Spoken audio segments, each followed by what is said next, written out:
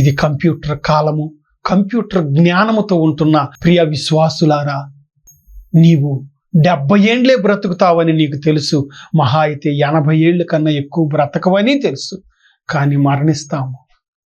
మన తరతరాలకి, ఈ మాటలు గతంలో కూడా చెప్పాను, మన తరతరాలకి ధనముని ధాన్యముని ఉండటానికి అపార్ట్మెంట్లని సంపాదించి పెడుతున్నాము. నీ పిల్లలకి నీవు పరలోక రాజ్యములో పరిశుద్ధాత్మ అనే వస్త్రాలను ధరింపజేశావా? నీతి అనే మైమరిపగలిగిన నడవడికను నువ్వు నేర్పించావా? దేవుణ్ణి చూసే చూపుని నువ్వు పొందుకొని ఉన్నావా? అపోస్తుడైన పౌలు ఇక విశ్వాసులకి చెప్తున్నాడు, సేవకులకి చెప్తున్నాడు. ఏమనంటే, నేను మంచి పోరాటము పోరాడి తిని నా కొరకు నీతి కిరీటము సిద్ధపరచి ఉన్నది. మరి ప్రియ విశ్వాసి, నీవు మంచి పోరాటము పోరాడావా? ప్రియ దైవ సేవకుడా, నీవు పవిత్రమైన నడవడికతో ఉండి పవిత్రమైన పరిశుద్ధాత్మని పొందుకొని వాక్యమును ప్రకటించావా? లేని పక్షములో నీవు అనేకమైన కళ్ళబొల్లి మాటలు చెప్పి కవ్వించి నవ్వించి ఇదిగో వారు ఇచ్చే కానుకను తెచ్చుకొని నీవు లగ్జరీ జీవితాన్ని జీవిస్తున్నావా? పరిశీలించుకో, గమనించుకో.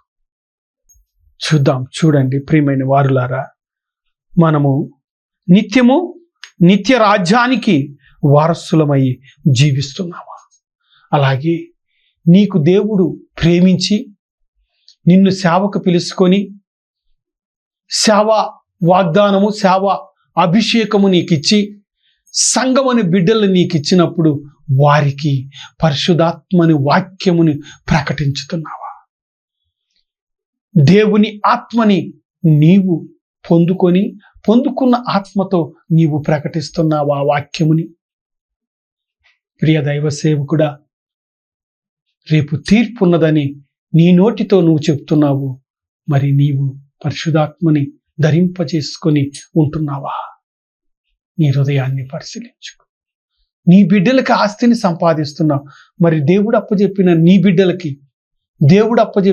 బిడ్డలకి మరొకసారి నీకు అర్థం కావాలంటే, విశ్వాసులను దేవుడు నీకు అప్పచెప్పాడు. ఆ బిడ్డలకి నీవు వారి ఆత్మకు సంబంధించిన వాక్యముని నీవు ప్రకటిస్తున్నావా? ఆ వాక్యం విన్నవారు నీ బిడ్డలే కదా. ఇదిగో నా బిడ్డలు ఇంతమంది ఉన్నారని నీవు రేపు చెప్పుకొనవద్దా? ఇందిరాగాంధీ పరిపాలన కాడ నుంచి 2 లేదా 3 బిడ్డలు అయితే, మరి నిన్ను ప్రేమించి 5,000 మందిని ఇచ్చాడే ఆత్మీయ బిడ్డల్ని.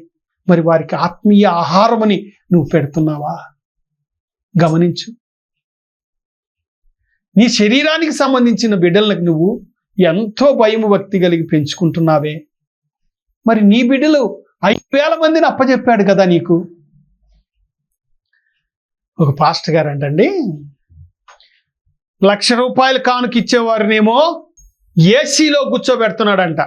50,000 ఇచ్చే వాళ్ళకేమో కూలర్లో ఉన్న చోట కూర్చోబెడుతున్నాడంట. ఇంకా 10,000 5,000 ఇచ్చే వాళ్ళకేమో ఫ్యాన్ల కింద కూర్చోబెడుతున్నాడంట. పొడుపు కథలు కళ్ళబొల్లి మాటలు చెప్పి దానిని తీసుకొచ్చి వాక్యములో కలుపుతున్నాడట. డబ్బు సంపాదించుకోవడానికి వచ్చావా నీవు? లేదంటే కారుల్లోనూ విమానాల్లోనూ తిరుగుతూ సూట్లు వేసుకుంటేనే చూస్తారా నిన్ను? మరి ప్రియమైన దేవుని దైవ సేవకుడా, అపోస్తులు ఏమి వేసుకున్నారు? ఆ రోజుల్లో ఉన్ని వస్త్రాలు లేవా? బంగారముతో తయారు చేసిన వస్త్రాలు ఉన్నాయి.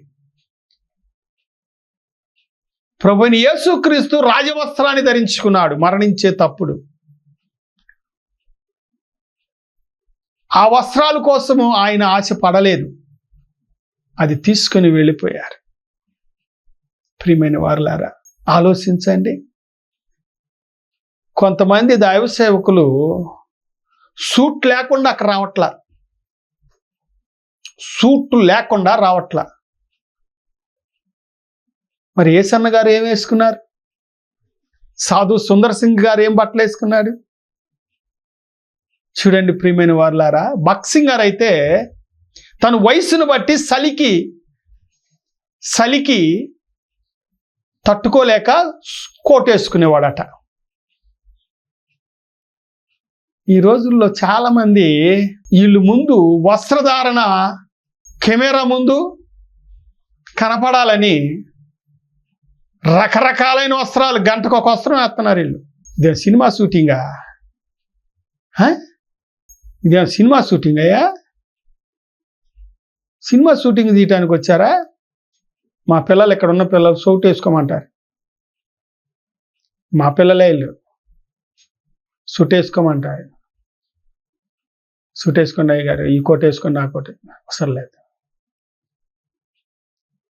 నాకు విశ్వాసం అనే డాలు, పరిశుద్ధాత్మ అనే వస్త్రం నా మీద ఉన్నదా లేదా? నన్ను నేను ప్రశ్న వేసుకోవాలి. మా అబ్బాయి 2 సూట్లు కుట్టించాడు.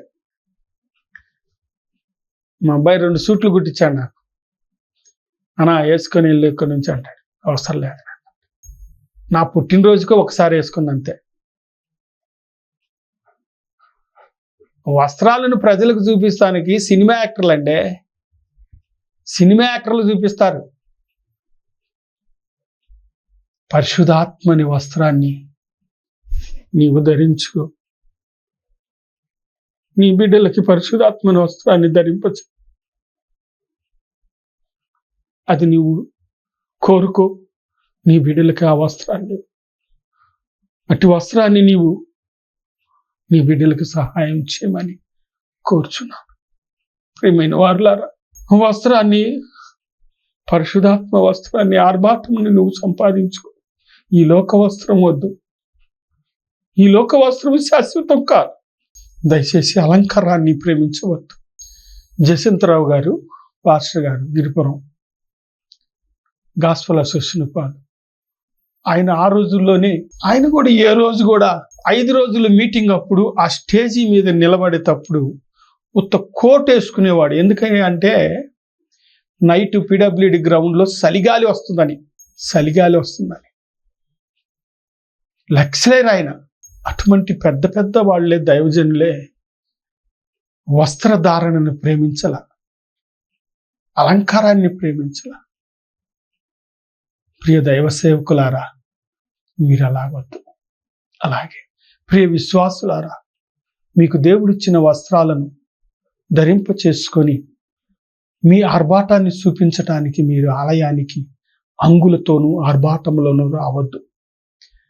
వాక్యం విని, ఎందుకంటున్నానంటే ఈ మాట, నీ వస్త్రాలను పక్కన విశ్వాసి చూసి ఆ విశ్వాసి ఆ వస్త్రాల మీద చూపుండి మనసు దేవుని వాక్యం మీద ఉండదు. ఆ విశ్వాసి నష్టపోతుంది నీ ప్రవర్తన, నీ వస్త్రధారణను బట్టి ఆ బిడ్డకున్న ఆశ, వాక్యం వినాలనే ఆశను కోల్పోతుంది. అట్లా చేయవద్దు. తగుమాత్రముగా నీవు రా.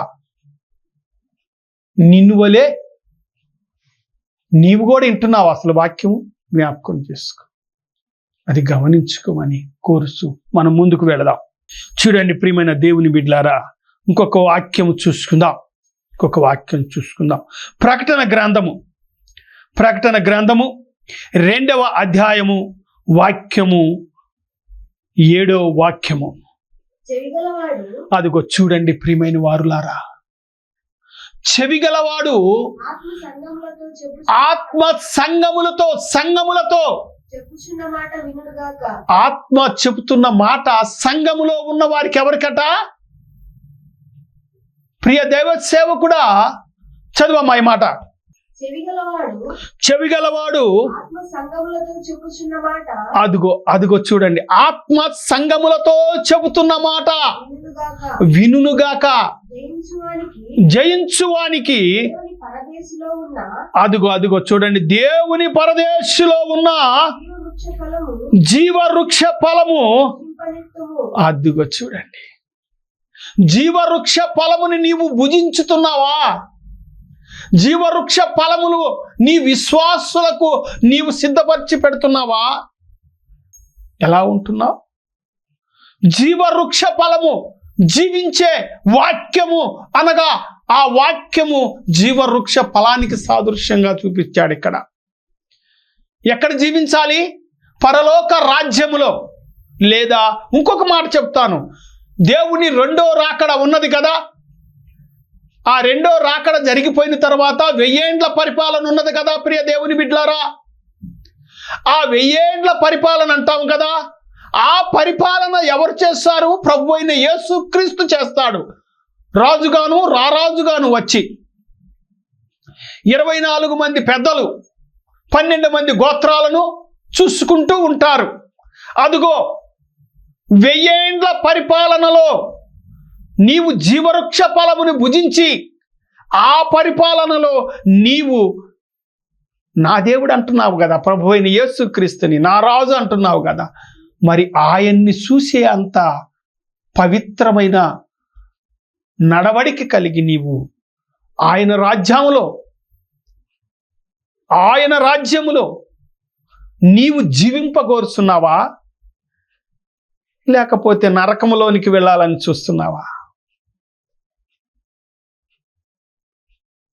చూడండి ప్రియమైన వారలారా, జీవవృక్ష ఫలము జీవించటానికి ఇందాక చెప్పాను, మంచి ఆహారం తీసుకున్నవాడు బలముగా ఉంటాడు. తన ముఖము కలయిక అందము కనబడింది, స్త్రీకైనా పురుషుడికైనా. అలాగే వాక్యం వింటున్న నీకు మోషే వలె పరిశుద్ధాత్మని ధరించుకున్న నీవు, ఇదిగో మోషే ఏమంటున్నాడు, మోషే నీ ముఖము దేవుని వెలుగుతో నిండి ఉన్నది కనుక నీ ముఖము మేము చూడలేకపోతున్నాం, నీవు పైటి సెంగుని కప్పుకో మోషే అని ఇశ్రాయేలీయుల ప్రజలు పరిశుద్ధాత్మని పొందుకున్న మోషేని చూసి వారు భయపడ్డారు. ప్రియ విశ్వాసి, నీవు మోషే వలె పరిశుద్ధాత్మను వెలుగుని సంపాదించుకున్నావా? బీడీ బార్లకు వెళ్ళి నీవు మేకప్ వేసుకుంటున్నావా? జ్ఞాపకం చేసుకో.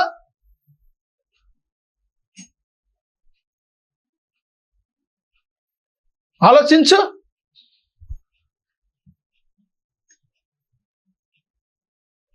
గమనించండి ప్రియమైన వారలారా,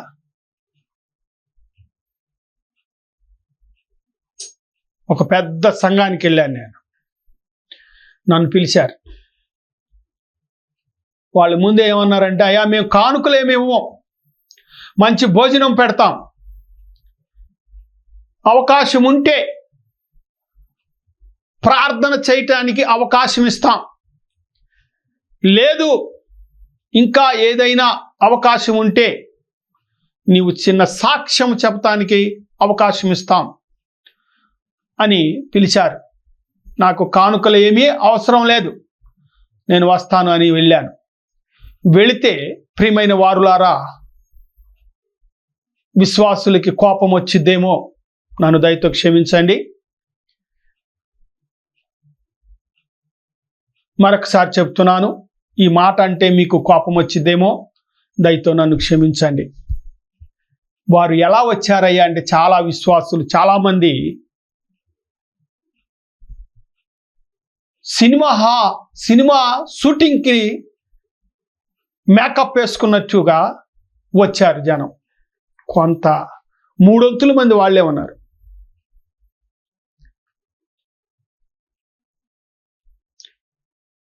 మూడొంతుల మంది ఆ చర్చిలో వాళ్ళే ఉన్నారు. నేను వాళ్ళందరినీ చూశాను. స్టేజ్ మీదకి పిలిచారు, ప్రార్థన చేయమన్నారు. ప్రార్థన చేశాను,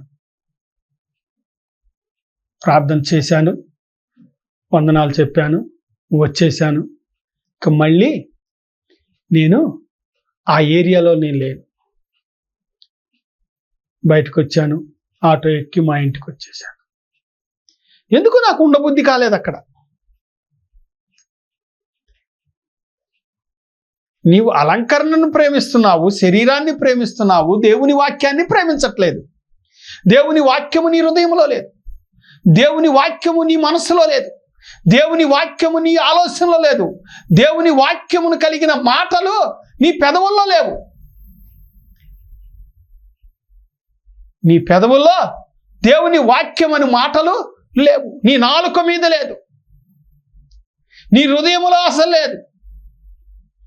పరిశుద్ధాత్మనే వస్త్రము నీ శరీరం మీద లేదు. వచ్చివేశాను. చూడండి ప్రియమైన వారులారా, నీవు జీవవృక్ష ఫలముని నీవు భుజించి అదిగో జీవవృక్ష ఫలముని నువ్వు పొందుకొని ఉండు. అవ్వ వేరొక కాయలు కోసి తిని పాపములోనికి మనల్ని తీసుకుని వెళ్ళింది. నీవు జీవవృక్ష ఫలముని తిను, నీవు జీవించు. నీ హృదయము జీవించాలి. నీ శరీరము జీవించటము కాదు గొప్పతనం. నీ హృదయములో వాక్యమును జీవాహారముని నీవు భుజించి నీవు పరలోక రాజ్యములో దేవుని సింహాసనము దగ్గర నీవు చిరస్థాయిగా ఉండాలని నా కోరిక. నీ వంశము మొత్తము పరలోక రాజ్యములో ఉండాలి. నీ వంశము మొత్తము దేవుని కుమారుడైన ప్రభువైన యేసుక్రీస్తు 1000 ఏండ్ల పరిపాలనలో నీ వంశము మొత్తము కూడా ప్రియ విశ్వాసి, ప్రభువైన యేసుక్రీస్తు 1000 ఏండ్ల పరిపాలన చేస్తుండగా ఆ పరిపాలనలో ప్రభువైన యేసుక్రీస్తుని రాజుగా నీవు చూస్తూ జీవించాలని నా కోరిక, నా ఆశ. చూడండి ప్రియమైన వారులారా, ఆ 1000 ఏండ్ల పరిపాలనలో నీవు ఉండాలి. ఈ భూమి మీద జీవించినట్లుగా ఆ భూమి మీద నువ్వు జీవించాలి అంటే జీవవృక్ష ఫలముని నీవు వాక్యమును జీవవృక్ష ఫలముని నీవు భుజించి పవిత్రమైన నడవడికను కలిగి ఇక్కడ ఉండి నీవు ఆస్తిని బ్యాంకులో దాచుకున్నట్లుగా నీ ప్రవర్తన పవిత్రమైన ప్రవర్తన కలిగి నీవు పరలోక రాజ్యములో ఆస్తిని స్థిరపరచుకోవాలి. చాలామంది ఈ మధ్య ఎంతో బ్యాంక్ బ్యాలెన్స్ దాచుకుంటున్నారు, మంచిది, వెరీ గుడ్. కానీ దాన ధర్మాలు తండ్రి లేని వారికి, తల్లి లేని వారికి, దిక్కు లేని వారికి నీవు సహాయము చేయాలి.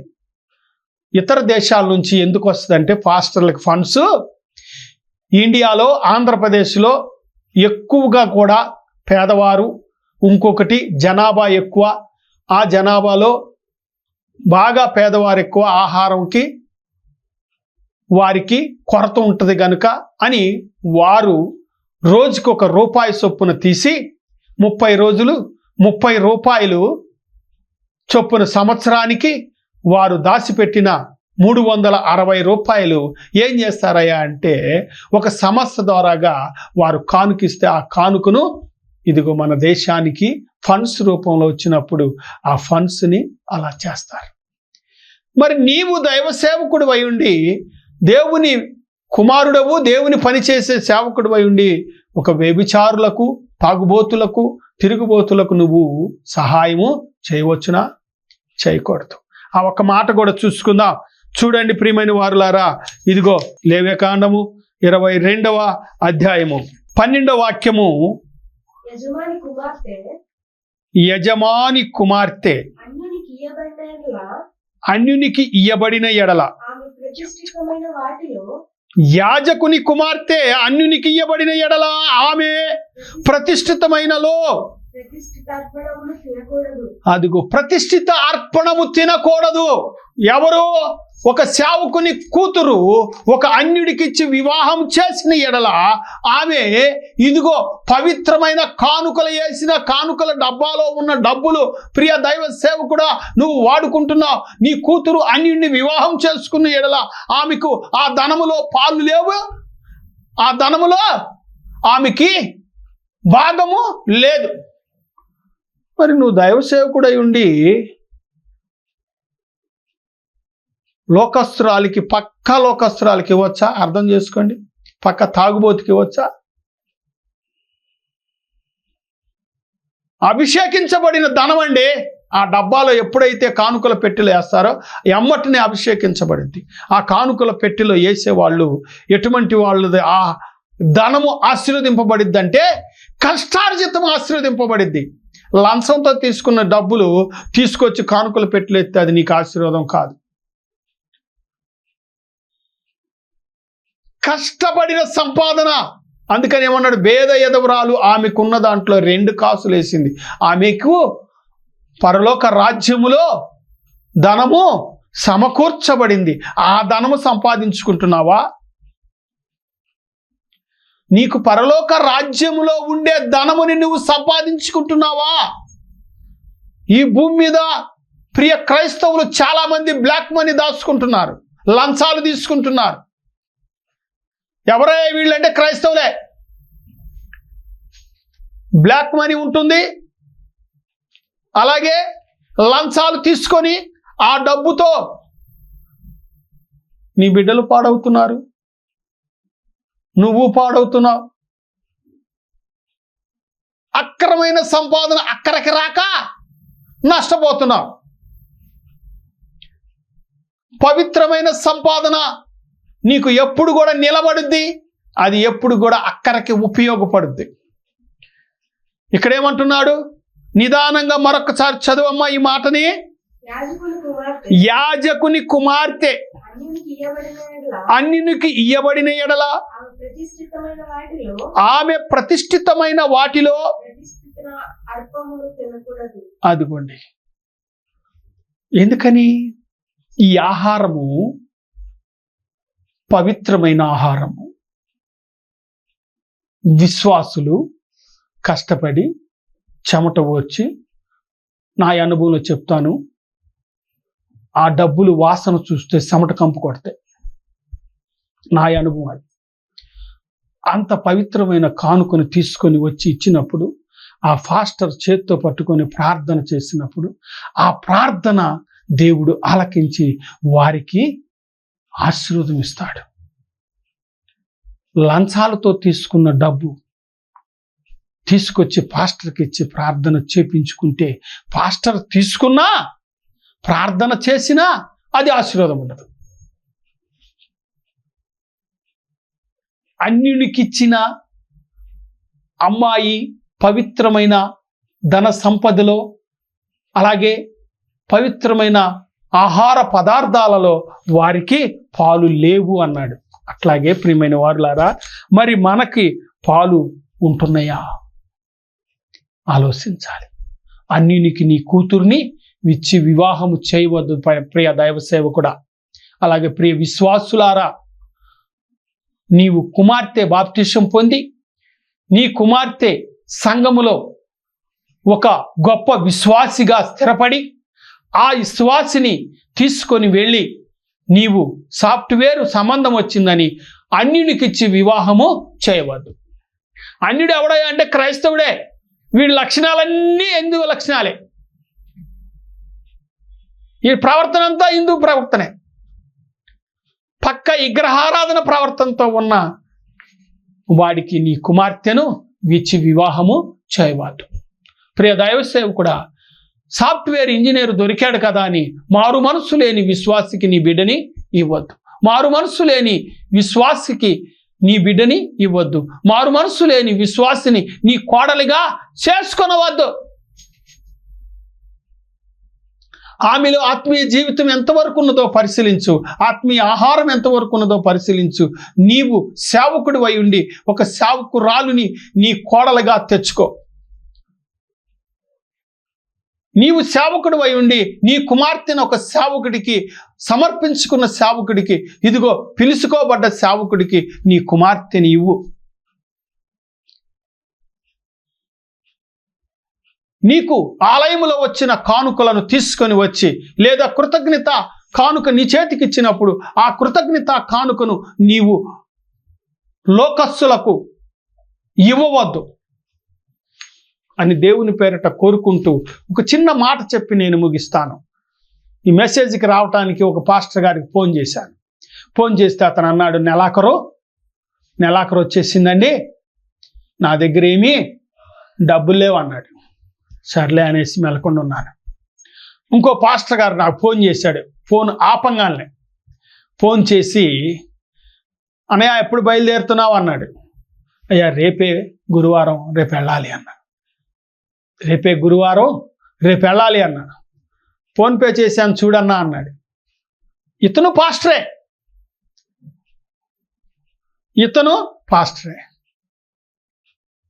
అన్నా నాకు గద్దింపు వచ్చింది, నీకు నేను దేవుని పనికిస్తున్నాను అని ఇచ్చాడు. ఇంకొక అతనికి ఫోన్ నేనే చేస్తే అతను ఏమనంటే సాకులు చెప్పాడు. అతను ఎక్కువగా కూడా దేవుని సొమ్ముని లోకస్తులకు ఇస్తున్నాడు. అది తర్వాత నాకు ఒక వారం తర్వాత తెలిసింది. మనకెందుకు పోనీ అయ్యా, ఎవరి కర్మ వాళ్ళే అనుభవిస్తారు, మనకొద్దు అని నేను అన్నాను. ఎందుకు చెప్పానంటే ఈ మాట, దేవుని పనికి నీవు ఇస్తే నీకు ఆశీర్వాదం. నీవు దేవుని పనికి ఇవ్వకుండా వేరువేరుగా ఇస్తే నీకు ఆశీర్వాదము ఉండదు, నీ బిడ్డలకి ఆశీర్వాదం రాదు. అది నువ్వు తెలుసుకుంటావని ఈ వాక్యమును కూడా నీకు చూపించా. లేవ్యకాండము 22వ అధ్యాయము 12వ వచనం 13వ వచనం ఆ వాక్యమును చూపించింది. అందుకు ప్రియ దైవ సేవకుడా, నీవు అది గమనించి ఆలోచించి నీ బిడ్డలకి నీవు ఆత్మీయ ఆహారమును పెట్టు. నీ బిడ్డలకి నీవు పరిశుద్ధాత్మని వస్త్రాన్ని ధరింపచేయి. నీ బిడ్డలకి నీవు పరలోక రాజ్యములో వారు కూడా దేవుని సింహాసనమును చూడాలని కోరుకో.